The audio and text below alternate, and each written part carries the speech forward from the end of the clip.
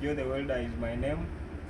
So today I will be doing my 2F welding position. So as you can see on this coupon here, there are a few things that you normally need when you're doing welding. The ear defenders for your ear in case you're grinding, the clear glasses when you're grinding, pair of welding gloves. So as you can see, these ones here, you can see